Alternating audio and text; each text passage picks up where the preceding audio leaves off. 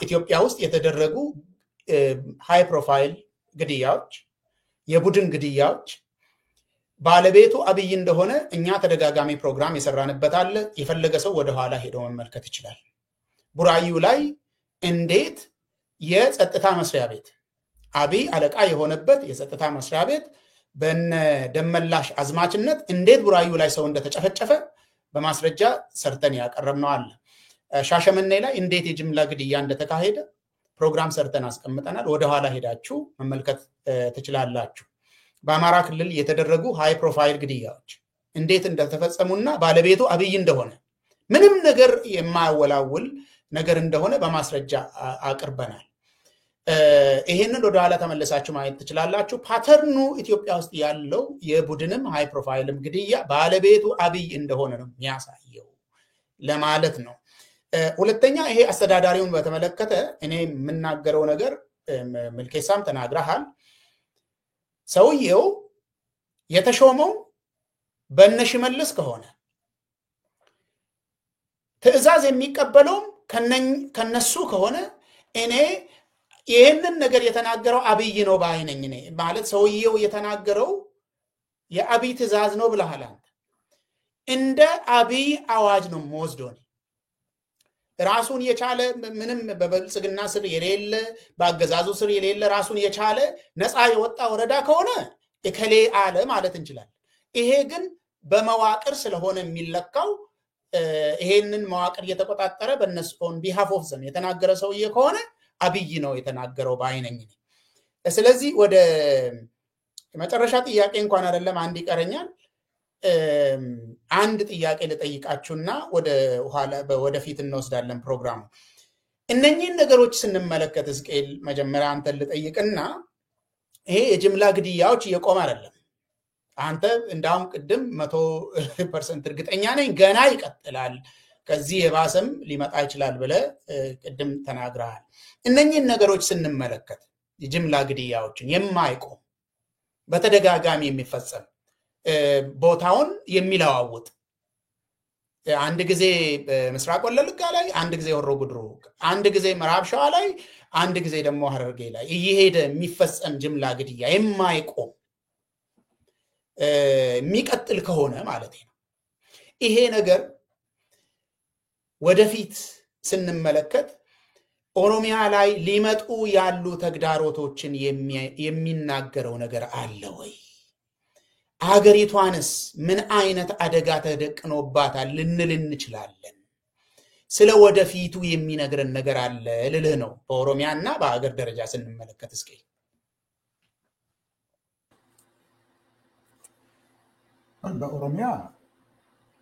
በኦሮሚያ አሁን ይሄ ወደፊትም ይቀጥላል ብዬ የተናገርኩት ጠቅላይ ሚኒስትሩ ራሱ ዛሬ ብሎታል። የኢትዮጵያ መከራ አሁን ይቀጥላል ብሎ ዛሬ በዛ በኮይሻ ግድብ ስር ቁጭ ብሎ የኢትዮጵያ መከራ ይቀጥላል ብሎ ራሱ የነገረን ነው። በነገራችን ላይ ሁላችሁም በቅርብ የምትከታተሉት ሰው ሊሆን ያለውን ነገር አስቀድሞ ይነግራል። ሌላ ነው የሚያደርገው ይላል እንጂ ይሄ የሚያባላን የሚያጨፋጭፈን ምናምን ብሎ ራሱ ይናገራል።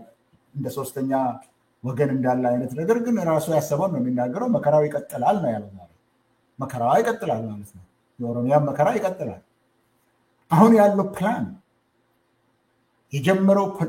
የጀመረው የፖለቲካ እሳቤና ፕሮግራም አልተሳካለትም። አሁን እሱ ንጉስ ሆኖ በኢትዮጵያ ላይ አሁን ይሄ በተደጋጋሚ ስለተነገረ እንደ ተራ ነገር ሊወሰድ ይችላል። ነገር ግን ንጉስ ለመሆን መፈለጉን እድሜ ልኩን ሲናገር የነበረ ሰውዬ ንጉስ ካልሆነ መኖር የሚችል ስለማይመስለው ሌላ ነገር በህይወት መቀጠል የሚችል ስለማይመስለው ሌላ መንገድ ያለ መስሎ አይታየው።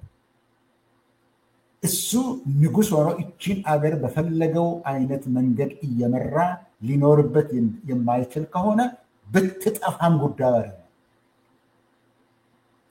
ወይ እሱ ንጉስ ሆኖ አረጋግቶ ይኖራል። ንጉስ ለመሆን ፍላጎቱን ደግሞ ቅድም ስንናገር ነበር በባሌ ጉዳይ ላይ እሱ ንጉስ ለመሆን የንጉስ አይነት ሌላ ሁሉ አገልጋዩ እንደሆነ ዛሬም ቅድምና ያንን ፍላጎቱን እያካሄደ ነው። የሚሰራውንም ስራ ተመልከቱ።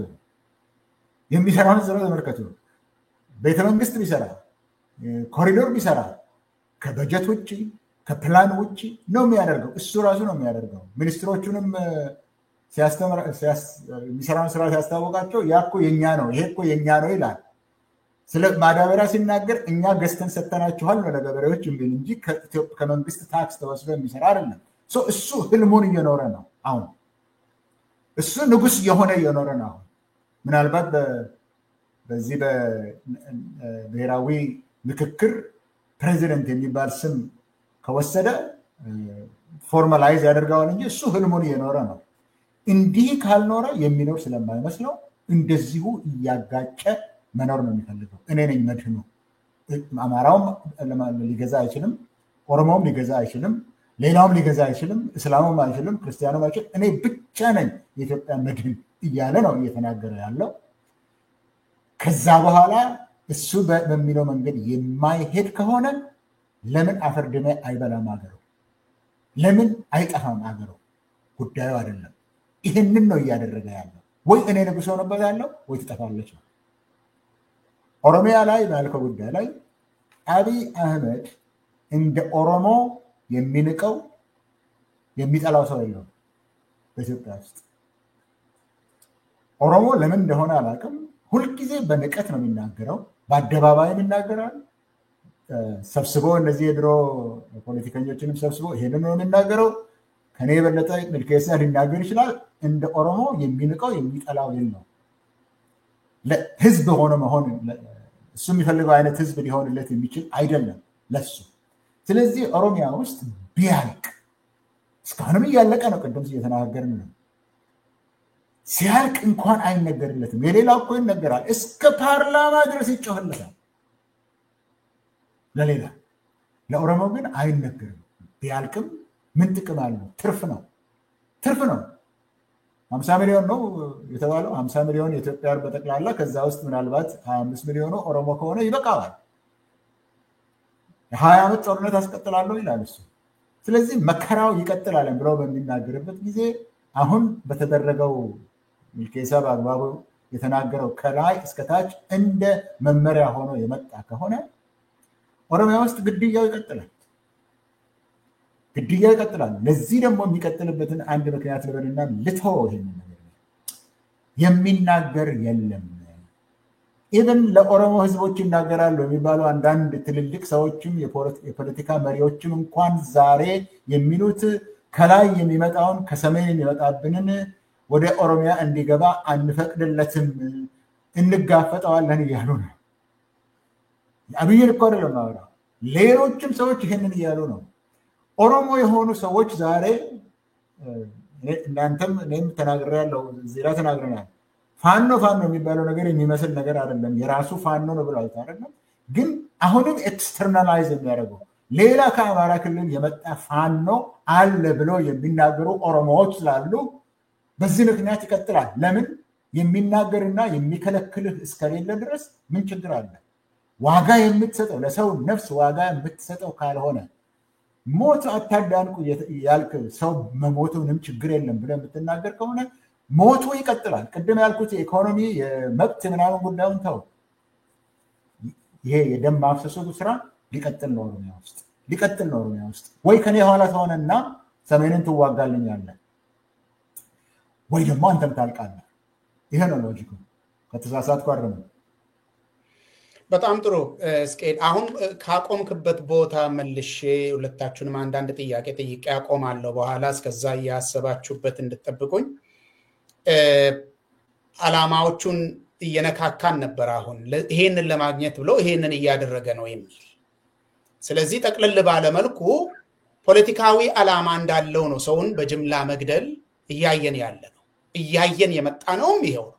ሃይ ፕሮፋይል ግድያዎች የተካሄዱትም በጅምላም ሰው እየተገደለ ያለው ፖለቲካዊ አላማዎች ያሉ። አሁን ባለንበት ጊዜ ላይ ፖለቲካዊ አላማዎቹ ምንድናቸው የሚለውን ልጠይቃችሁ ፈልጌ ነው። በኋላ ላይ የመጨረሻ ጥያቄ ነው የማደርገው። በዚያው ደግሞ ይሄንን ለማስቆም መፍትሄ አለ ወይ?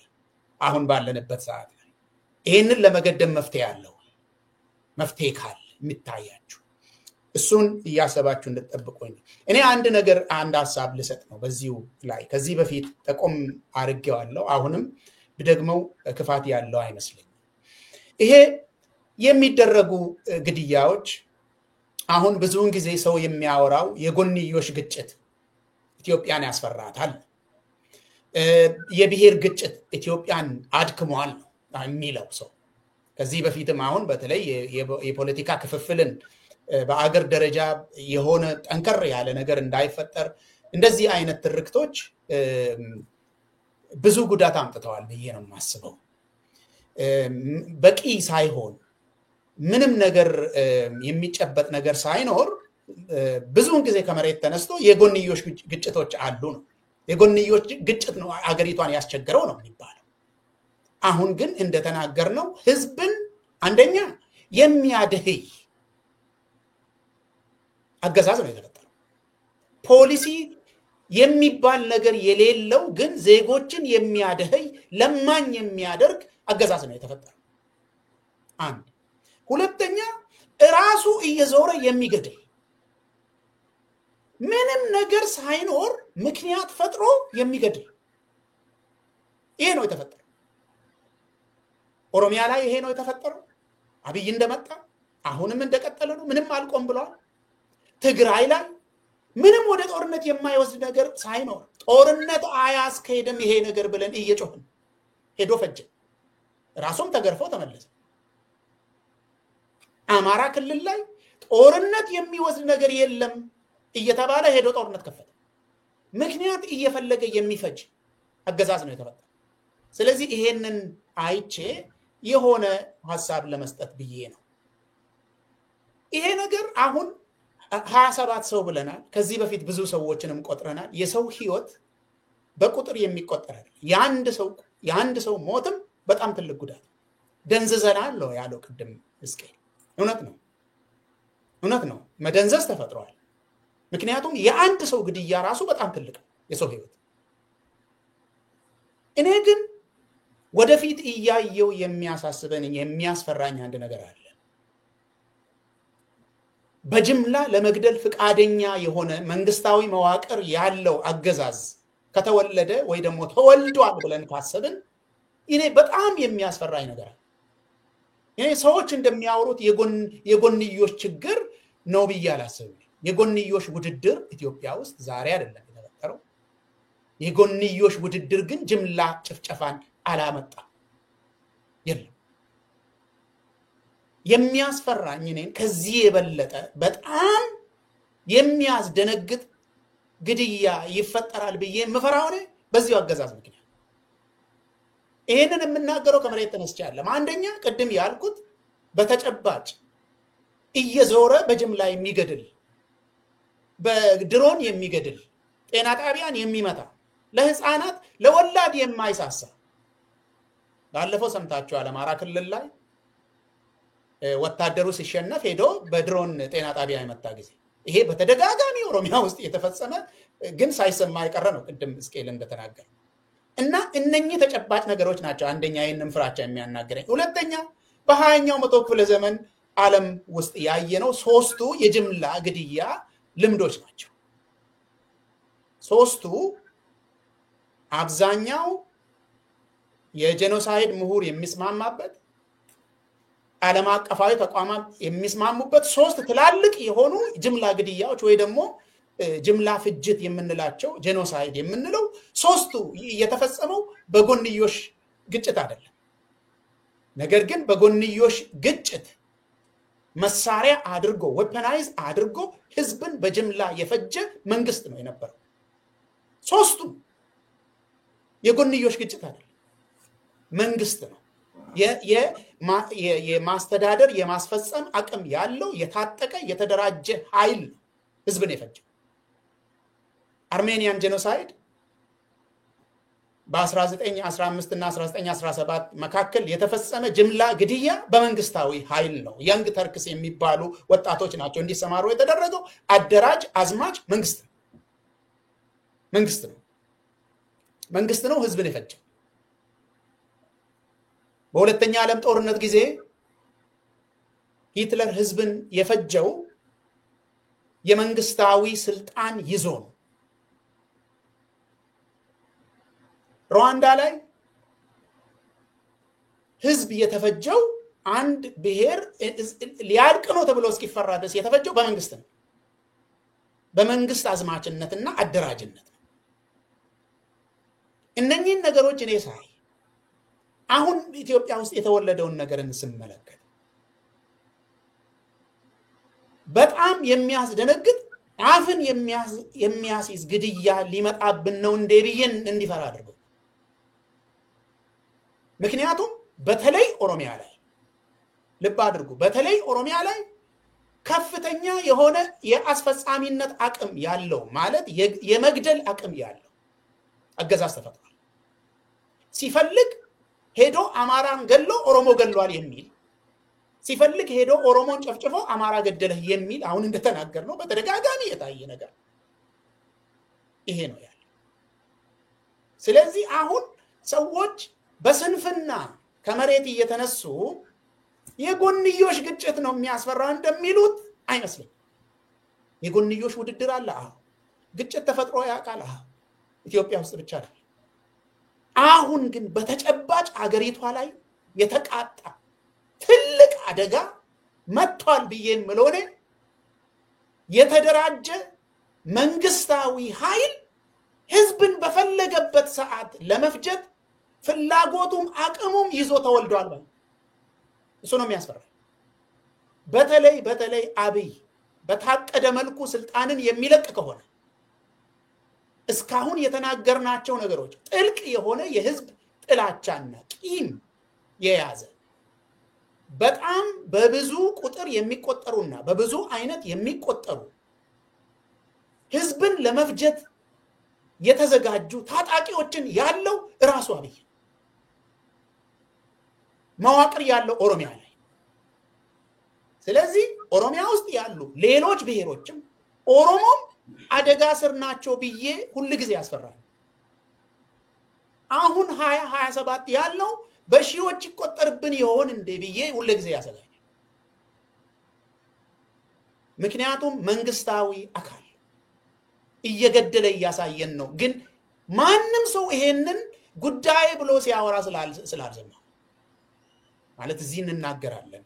ግን ይሄንን ከዚህ የሚበልጥ አደጋ የሚያስደነግጥ በዓለም ደረጃ ህዝብን በዓለም ዙሪያ ያሉ ህዝቦችን የሚያስደነግጥ ነገር ይመጣብን ይሆን እንዴ ብሎ ስራ አድርጎ የሚናገር ሰው ስላልሰማ ሁሉ ጊዜ የሚያስፈራ። ስለዚህ ይሄንን ህዝብ በተለይ የኦሮሞን ህዝብ ሲመለከት በጣም ነው የሚያስፈራ። አብይ መጀመሪያ ሲመጣ በጣም በከፍተኛ ቁጭት እና በጣም በከፍተኛ ጥላቻ የተገለጠበት የኦሮሞን ህዝብ ነው። በጣም በከፍተኛ ጥላቻና ቁጭት ቂም ምንም ነገር ሳያደርገው እኮ ነው የተገለጠበት የኦሮሞን ህዝብ። የኔ ልጅ ነው እያለ የአባ ገዳ መጣልኝ እያለ እየዘፈነለት ከኛ አንዱ የሆነ መጣ የሰላም ጊዜ ተወለደልን እያለ አብይ አዙሮ የጨፈጨፈው ኦሮሞ 7 ዓመት ሞላው። ዛሬ ኢትዮጵያ ውስጥ ያሉ ጥቃቅን ግጭቶች ወደ ከፍተኛ ጥላቻ እንዲሸጋገር በመንግስት ሚዲያ ታግዞ በመንግስታዊ መዋቅር ታግዞ በህትመት ውጤቶች ታግዞ በጦርነት ታግዞ ራሱ ወጥቶ ከፍተኛ የሆነ የኦሮሞ ጠልነት ተወልዷል ብሎ የመሰከረበትን ሁኔታ ነው የምናገር። እና ዝግጅቱም አቅሙም አለው። ይሄንን ህዝብ ለአደጋ አጋልጦ ቁጭ ያለ ራሱ ለአደጋ እያዘጋጀው በኢትዮጵያ በኦሮሚያ ውስጥ ያሉ ሌሎች ብሔሮች በተለይ ደግሞ አማራንም በተመለከተ ይሄው አዋጅ አወጣ። አሁን ይሄ አንድ ጊዜ ተናግረን እንደዚህ አይነት ነገር ተናገረ ይሄ ሰውዬ ብለን ተናግረን የምንተው አይመስልም። ከፍተኛ የሆነ አደጋ ነው። መንግስታዊ ያስፈጻሚነት አቅም ያለው ለመግደል ፍቃደኛ የሆነ የሰው ሞትን ደግሞ ምን ቁም ነገር ብላችሁ ታወራላችሁ የሚል ምንድነው ደግሞ ብታልቁ የሚል በግልጽ እንደዚህ ይኸው አሁን ደግሞ እኔ እንኳን አልሰማሁትም ሕዝቅኤል እንዳለው ይቀጥላል መከራ የሚል ሰውዬ ኦሮሚያ ውስጥ ያሉትንም ሊፈጅ ፍቃደኛ ነው ይሄ ሰውዬ።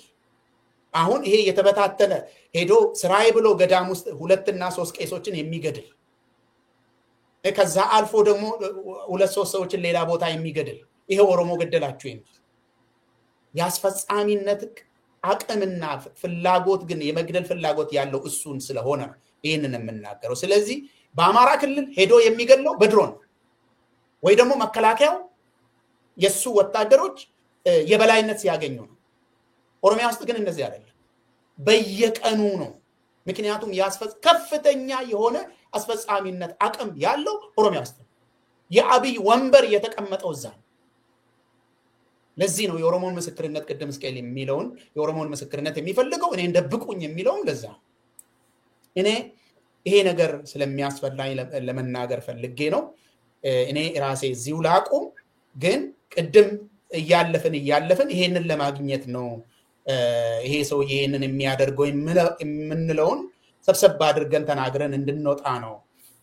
ሕዝቅኤል እነኚህ ጅምላ ግድያዎች ይሄ ሃይ ፕሮፋይል የሆኑ ሰዎችንም የመግደል በየጊዜው ይሄንን የማድረግ ያለማቆም አሁንም ደግሞ ሌላ ጦርነት ያስፈልገናል የሚል የማይቋረጥ ሰላማዊ ዜጎችን በጅምላ የመግደል ነገር ፖለቲካ ዓላማ በተለይ በአሁኑ ሰዓት አሁን ባለንበት ጊዜ ላይ ምን ፖለቲካዊ ዓላማ ይኖረዋል ብለህ ታስባለህ? ጥሩ ነገር። አሁን አንተ ያስፈራኛል ባልከው ነገር ላይ ገና ወደፊት የሚጠብቀን ሳይሆን መሀሉ ላይ ነው ያለነው። አሁን እኔ እንደምለው አንድ ሀገር ውስጥ 120 ሚሊዮን አለው በሚባለው ሀገር ውስጥ በትግራይ ብቻ 1 ሚሊዮን ከዛ በኋላ ደግሞ ሌላ 1 ሚሊዮን 2 ሚሊዮን አልቋል። ከዚህ በላይ ጭፍጨፋ ሊመጣ አይችልም። ስኬሉ እየጨመረ ይችላል፣ ግን መሀሉ ላይ ነው ያለነው። አሁን አንተ የፈራው ነገር መሀሉ ላይ ነው ያለነው የሚል አስተሳሰብ ነው ያለን። ይሄ ታይቶ የሚታወቅ ነገር ስላልሆነ ማለት ነው። ወደፊት ግን ይቀጥላል፣ ያው ስኬል ይቀጥላል ለማለት ነው። ይሄ ምን ይጠቅመዋል? አንድ መንግስት ህሊና ያለው ሰው ቢሆን ኖሮ አርቆ የሚያስብ ሰው ቢሆን ኖሮ ከኔ በኋላም ስሜ በታሪክ የተጠቀሰ ይቆይልኝ የሚል አይነት ሰው ቢሆን ኖሮ በዚህኛው መንገድ መቀጠል አልፈልግም ትላለህ። የሞከርከው ነገር አልሆነም ብለህ ለመተው ትፈልጋለህ። አሁን ግን ኢትዮጵያ ያላት መሪ እንደዚህ አይነት መሪ አይደለም። ህሊና የለውም። አንድ ሰው የነገረኝ ያለ ስለ እንቁራሪት፣ እሱ እንደ እንቁራሪት ነው ያለ። እንቁራሪት ነው ማለት ሰው በሚፈላ ውሃ ውስጥ እንቁራሪትን ብታስቀምጥ እየሞቀ እየፈላ ያለው እንቁራሪቷ እየሞቃት ነው የምትሞተው የሚል ነገር አለ። አንድ ሰው ግን እኔ ነገረኝ ነው እንቁራሪቶች እኮ ኒውሮ ኮኔክቲቪቲ የላቸውም። እየተቃጠሉም ዘላ አሁን እሳት ውስጥ ብትገባም አያቃጥላትም፣ እየተቃጠላት እንዳለ አይሰማትም። ምክንያቱም የዛ አእምሮ የላትም። ወደ አእምሮ ወደ አንጎል የሚላክ የኒውሮ ሲግናል የለም፣ አይሰማትም። እየተቃጠለች አይሰማትም። ለዚህ ነው የምትሞተው። እሱ ነው እንግዲህ እሱ እየተቃጠለ አይሰማውም። እሱ ሌላ ቢሆን ኖሮ ይሄኛው መንገድ እንለውጥ ይላል። አይሰማውም፣ ጨርሶ አይሰማውም። ይሄንን በተደጋጋሚ አይተናል። ብዙ የእሱ ንግግሮች አሉ። ምንም ካለስ ይሄ ካለስ ምንድን ነው የሚባለው በአማርኛ? የደረቀ እንትን ነው እሱ። ህሊናው የሞተ ነው። ህሊናው የደነዘዘ የሞተ ነው። አይሰማውም፣ ጨርሶ አይሰማውም እንጂ 2 ሚሊዮን ሰው ገለ ሀገር ውስጥ 2 ሚሊዮን ሰው ሞተው በዛው መንገድ አትቀጥልም፣ ግን አይሰማም። አንድ ሁለተኛ የሚያምነው ነገር አለ። ሀገርን ማስተዳደር ማለት እሱ ከተናገረ ከሚባለው ነገር ላይ የምታመጣው አንዱ ገንዘብ ነው፣ ሁለተኛ ኃይል ነው አይደለም ያለው። እሱ የሚያምንበት የሀገር ማስተዳደር ስልት አለኝ ነው ያለው። ስልቱ ገንዘብ ነው። ኮመርሻላይዝ ካደረግከውና ሚሊተራይዝ ካደረግከው ታስተዳድራለህ። ለገንዘብና ለኃይል የማይንበረከክ የለም ነው። የገንዘቡን ቅድም ስንናገር ነበረ። የሚያወጣውን ገንዘብ ስለምናውቅ እዚህ ላይ መድገም አያስፈልግም። የኃይሉንም ስንናገር ነው የነበረው። ኃይልን ያምንበታል። ቀጥቅጠህ ልታጠፋ እሱን የሚቃወሙትን ቀጥቅጠ ልታጠፋ ትችላለህ። ካለበለዚያ ችል በላት። ካለበለዚያ ተቃዋሚዎችን ብቻ ሳይሆን ህዝቡንም አብረህ ከጨፈለከው ህዝቡ ራሱ ነው ተቃዋሚዎቹን አጥቶ የሚሰጥህ የሚል አስተሳሰብ አላቸው እነሱ። አሁን የሚደረገው ቅድሙ ኮመርሻላይዝ እና ሚሊታራይዝ ያልኩት ይሄ አሁን ደግሞ ቫዮለንስን ፕራይቬታይዝ እያደረገው ነው። ቫዮለንስን ፕራይቬታይዝ እያደረገ ነው። እያንዳንዱ ሰው በእያንዳንዱ ሰው ላይ እንዲፈጽመው ይሄ ሆፕሲያን ኮንፍሊክት እንዲመጣ ነው እያደረገው። ለምን በቃኝ ብሎ ተቃዋሚ የሚመስሉትን ተንቀሳቃሾችን በሙሉ ራሱ ህዝብ ገሎ እንዲጨርስና ከዛ በኋላ እሱ ንጉስ ሆኖ እንዲቀመጥ ስለሚፈልግ ነው። ይሄ ይሆናል ወይ ካልከኝና አንድ ራሽናል ከሆነ ሰው ከጠየቀኝ ሊሆን እንደማይችል ስላወቅ ትመለሳለህ ነው የምትለው። አእምሮውን ግን ከሌለ ህሊናውን ግን ከሌለ ልታቆም አትችልም፣ ትቀጥልበታለህ። እስካሁን ስልቱ የነበረው ሚሊታራይዝ እና ኮመርሻላይዝ ማድረግ ከሆነ አሁን ደግሞ ፕራይቬታይዝ አድርጎታል። ቫዮለንስን ፕራይቬታይዝ አድርጎታል። ፖለቲካ ጥቅሙ ለምንድን ነው? እኔ መካከል ላይ ሆናለሁ ነው።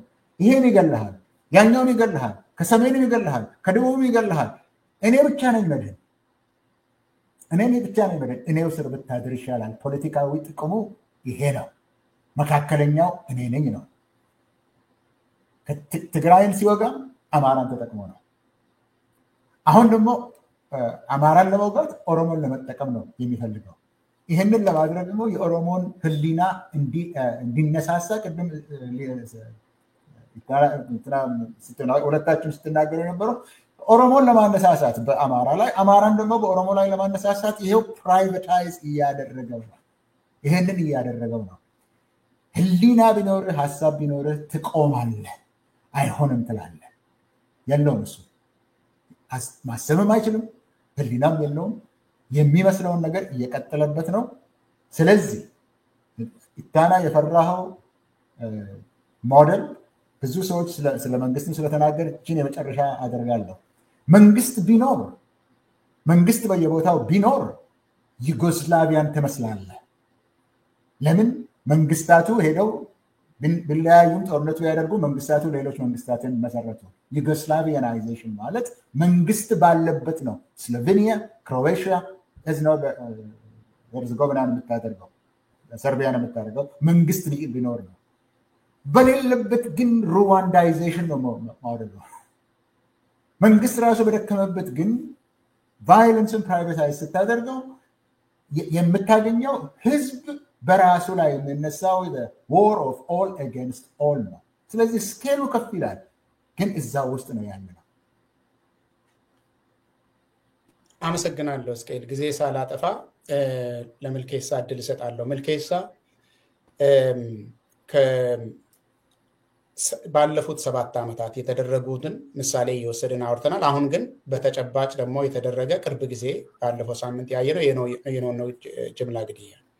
አሁን ባለንበት ሁኔታ ላይ ምን ፖለቲካዊ ዓላማ ተይዞ ነው ጅምላ ግድያ እየተካሄደ ያለው?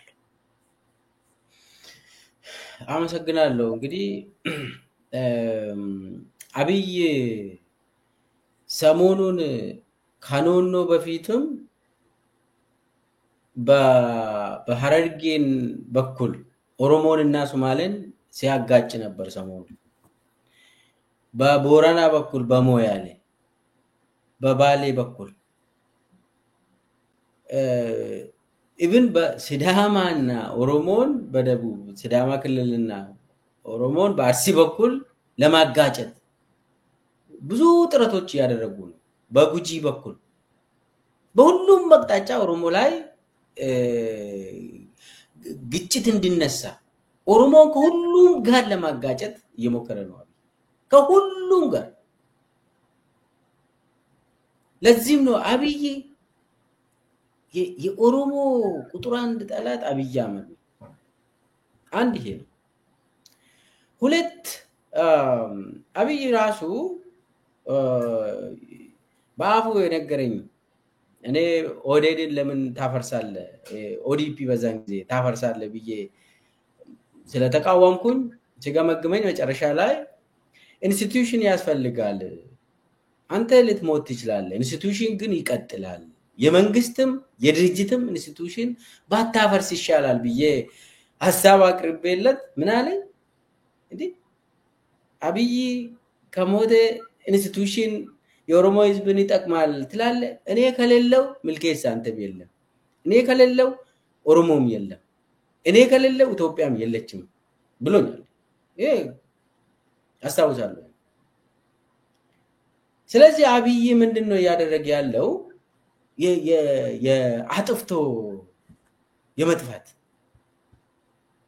እኔ መጥፋቴ አይቀርም አጥፍቼ ነው ምጣፋ የሚል እርምጃ እየወሰደ ይመስለኛል ለዛም ነው ኦሮሞን እንደ ሆስቴጅ ይዟል አማራ ህዝብንም ሆስቴጅ አድርጓል አብይ በየቦታ ያለውንም ብሔረሰብ እንደ ሆስቴጅ ይዞ እየተጠቀመ ነው ሲፈልግ ያስጨፈጭፋል ይጨፈጭፋል እዚህም እዛም ሆስቴጅ ነው ህዝቡ ዜጎች ሆስቴጅ ሆነዋል አብይ የአብይ ሆስቴጅ ሆነዋል ስለዚህ በጣም የከፋ ጊዜ ውስጥ ነን በጣም የከፋ ምንድነው አላማው ኦብቪየስ ነው አብይ ከቻለ ስልጣኑን ለማስጠበቅ at the expense of ህዝብ ለስልጣኑ ብሎ ጄኖሳይድ ያካሄደ ነው ለስልጣኑ ብሎ የጦር ወንጀሎች በየክልሎች በአማራ ክልል በኦሮሚያ ክልል በሁሉም አቅጣጫ እየተካሄደ ነው ለስልጣኑ ብሎ ስለዚህ አሁን እንግዲህ የ7 አመት ጦርነት ነው ጦርነት ሰላም ነው ለአብይ በቃ by definition war is peace የሰላም ሚኒስቴር ማለት ያው እንግዲህ ጦርነት የሚያዝ የሰላም ሚኒስቴር አለው ምንድነው ይሄ 1984 ነው war is peace freedom is slavery ignorance is strength ጆርጅ ኦርዌል ይሄ ነው ኢትዮጵያ ውስጥ ያለው ስለዚህ አሁን እኔ መጨረሻ ላይ መናገር የምፈልገው አደጋ ውስጥ ነው በኦሮሚያ ክልልም በአማራ ክልልም ሌሎች ክልሎችም አደጋ ውስጥ ናቸው ምንድነው አደጋው እያንዣበበብን ያለው የከፋ ማለት ስኬሉ ቅድም ስኬልም ብለሃል ኢታናም አንስታል የከፋ ነገር ሊመጣ ነው ግልጽ በሆነ አካሄድ እየመጣ ነው ምንድነው ማድረግ ያለብን ይሄ ፖለቲካ አላማው አብይ ለስልጣኑ ብሎ ሁሉንም ነገር እያደረገ ሙሉ የዘር ፍጅት የጦር ወንጀል ኤቭሪቲንግ እየተደረገ ነው ለዛም ብሎ ደግሞ የሚፈራው ነገር አለ አብይ ኦሮሞና አማራና ትግራይ ኦሮሞና ሶማሌ ኦሮሞና ሌሎቹ ሁሉም ብሔረሰቦች ጥምረት ከፈጠሩ አብይን እንደሚጥሉ ያውቃል አብይ ያ ነገር ደግሞ እንዳይፈጠር አብይ ሞቶ ተማሙቶ እያሳየ ነው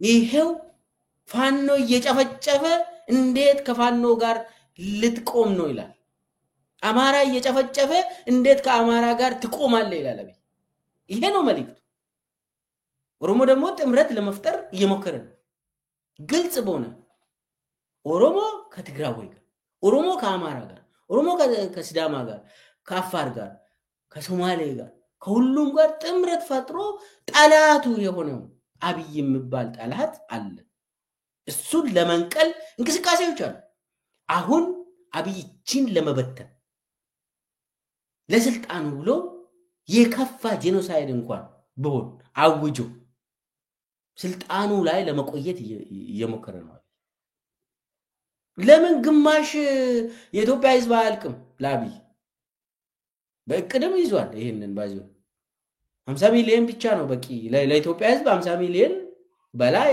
ያስፈልገንም ሌላው እኮ አንፕሮዳክቲቭ ፎርስ ነው ሸክም ነው ብሎ ነው አብይ የሚያምነው ምን ዋጋ አለው ብሞት ብሎ ለአመራሩ ለጸጥታ አካል የሚናገር ሰው ነው አብይ ስለዚህ አብይ ለስልጣኑ ብሎ እያደረገ ያለው በጣም አደገኛ ፍራቻ ውስጥ ስለገባ አብይ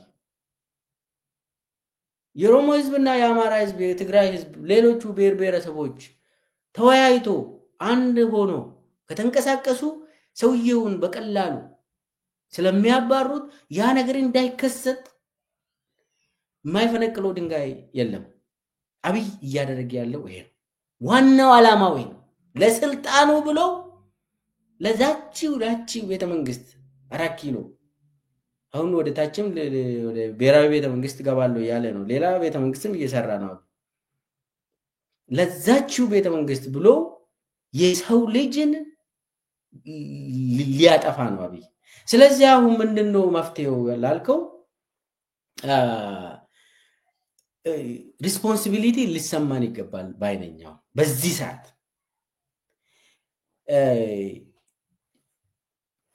በተለያዩ ፖለቲካ ጉዳዮች ላይ ላንግባባ እንችላለን። ነገር ግን የህልውና ጉዳይ የሰው ልጅን በተመለከተ መስማማት ይግድላል። ሰው መገደል የለበትም። ንጹሃን ዜጎች መገደል የለባቸው የትም ይሁኑ የት። እዚህ ላይ ማንም ሰው ልስማማ ይገባል። አብይ እየጠመደ ያለው አብይ እየዘራ ያለው አብይ ፕላን እያደረገ ያለው ነገር ከባድ ስለሆነ እኔ ኦሮሞ አማራ ህዝብም ቆም ብሎ በጣም በሰከነ ሁኔታ በጥንቃቄ የተሞላ ንግግር ያስፈልጋል። ሌሎቹም ብሔር ብሔረሰቦችም መነጋገር ያስፈልጋል። ፕሮቴክሽን ሊሰጥ ይገባል ለሁሉም ብሔር ብሔረሰቦች የትም ይሁኑ የት። በኦሮሚያ ክልል ውስጥ ኦሮሞና ሌሎቹ ብሔር ብሔረሰቦች ወንድማማቾች ናቸው፣ አብሮ የኖሩ ናቸው፣ ጠላቶች አይደሉም። ጠላት አብይ አህመድና የሱ ስርዓት ነው። በአማራ ክልልም ተመሳሳይ ኦሮሞ እዛም ምኖር ኦሮሞ እዛም ምኖር ብሔር ብሔረሰብ የአማራ ህዝብ ወንድማማች ነው። መተጋገዝ፣ መረዳዳት፣ መነጋገር ያስፈልጋል። በዚህ ሰዓት የአብይ ክፉ ዘመን በጣም አደገኛ ነው የሚሆነው። ለዚህም ነው በአገር ደረጃ አንድምታው ከባድ ስለሆነ ለኦሮሞ እየተዘራ ያለው መርዝ ከባድ ነው የሚሆነው። ለአማራም ለሁሉም ብሔር ብሔረሰቦች እየታቀደ ያለው አደገኛ ሴራ በጣም ከባድ በመሆኑ ሁሉም ሰዎች ባሉበት በሁሉም ክልል ሊተጋገሱ ይገባል፣ ሊመካከሩ ይገባል። ዋናው ጠላት አንድ ብቻ ነው፣ አንድ ሰው እና አንድ ስርዓት አብይ አህመድ አሊ ይባላል። እሱ ላይ መነጣጠር ነው እንጂ ገበሬና ገበሬ እንዲፋጅ እኔ በጣም ስለፈራው ነው። እኔ ተጠያቂ ሁሉም ሰው እንደ ሪስፖንሲቢሊቲ ሊሰማን ይገባል ባይነኝ። ታን አመሰግናለሁ። እስቄል ቅድም ረስተህብኝ ከሆነ አንድ ድል መልሼ ልስጥ። እንዴት እንደዚህ አይነት ነገሮችን ማስቆም እድሉ ካለ ማለት ነው። ምልኬሳ አንድ ነገር ተናግሯል። እነኚህ ነገሮች አሁን ቅድም ከሶፍመር መድረክ ብለን ነው የጀመርነው። እዛ ላይ ሰውየው ማውራት የሚፈልገው ስለ እድገት ነው፣ ስለ ልማት ነው፣ ስለ ብልጭልጭ ነው። የአገር ነገር ያወሩ ሰዎችን እያንጓጠጠ ራሱ ያመጣቸውን ሰዎች ጦርነት አለ ብላችሁ አትበሉ፣ ሽፍታ መቼ ደግሞ ከሀገራችሁ ጠፍቶ ያውቃል የሚል ሰውዬ ነው። አሁን ደግሞ የጅምላን ግድያ ነገር አነሳንና ዓላማዎቹንም ትንሽ ፈትሸናል። ይሄ እየበዛ የመጣ የማይቋረጥ ግድያ እንዲቆም ምንድነው ያለው እድል? ምን ታስባል? ድምጽ የለም።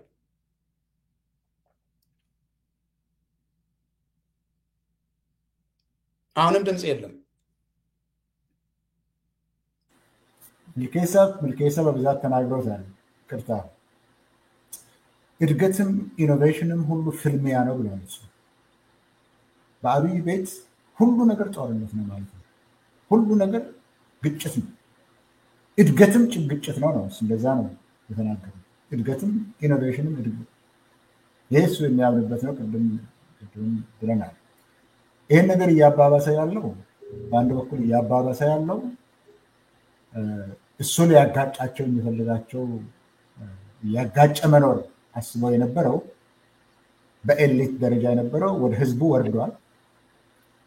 ይሄ በመሆኑ ደግሞ ብዙዎች ይሄ የመብት ጥያቄ የመብት ትግል የሚባለውን ወደ ጎን ትቶ እሱ ላይ የሚያነጣጥር አንድነት በየቦታው የተመሰረተ ነው። ይሄ ነው እንግዲህ የሚያባብሰው ይሄ ለምን ሆነ ነው። ገና ሲናገረው እንደነበረው ለምንድን ነው ይሄ የሚሆነው ነው። ስለዚህ ከዚህ ቀደም በኤሊት በሚባለው ደረጃ የነበረው ክርክር ወደ ህዝቡ እያወረደው ነው፣ ወደታች እያወረደ ነው። ግጭቱን የጎንዮሽ ብለህ አንተ የተናገርከውን በፖለቲከኞች መካከል ያለውን አሁን ወደ ህዝብ እየወረደ ህዝብ ለህዝብ እንዲጨራረስ ለማድረግ እየፈለገ ነው። ምክንያቱም እኔ ከሞትኩ ሰርዶ አይቀል ነው እሱ። የህዝብ መረዳት ካለ ሌላ መፍትሄ የለም። ሌሎቹን ጉዳዮች ሁሉ ወደ ጎን ትቶ ህዝቡ ከዚህ በፊትም እንዳደረገው በነገራችን ላይ እንደ ብልጽግና ፓርቲ እንደ አብይ ህዝብን ከህዝብ ጋር የማጋጨት አማራን ከኦሮሞ፣ ኦሮሞን ከትግራይ፣ እስላምን ከክርስቲያን፣ አማራ ውስጥ ጎጃምን ከጎንደር፣ ጎንደርን ከሸዋ፣ ኦሮሞ ውስጥ ደግሞ እኔ ከሞትኩ ጅማም በወለጋ ላይ ይነሳል ወለጋ ብለው የተናገራቸው ሁሉ እኛ በኦሮምኛ ለዘላለም ስንሰማ የነበረው እሱ በዘራው መርዝ መጠን እሱ በፈለገው መጠን ህዝቡ አልተጣላም። ህዝቡ እርስ በራሱ አልተጨራረሰም። በደሉን ሁሉ የሚሰሩት የእሱ ቅጥረኞች እና የእሱን ትእዛዝ የሚቀበሉ ናቸው እንጂ ህዝብ ለራሱ አልተጋደለም። ምልክቱ ደራ ነው። አብረን ኖረን የለም እንደ ያለ ወጥተው ደራ ላይ በነበር እኛ እኮ ለዘላለም አብረን ኖረን ኦሮሞዎች ናቸው እንደሱ ያሉት። ከአማራዎች ጋር አብረን ኖረናል። በዚህ ዘመን ምን መጣብን ብለው የተናገሩት ህዝቡ እምቢ ካለ ማለት ነው። እንግዲህ ህዝቡ አንጨራረስም፣ አብረን እንደኖረን አብረን እንኖራለን፣ የፖለቲካ ችግሮች በፖለቲካ መንገድ ይፈታሉ ካለ የአብይ መጨረሻ ስለሚሆን መስዋዕትነቱ ለጊዜው ከፍ ሊል ይችላል። ሌላ መንገድ ግን የለም። ተጨራረሱ ሲል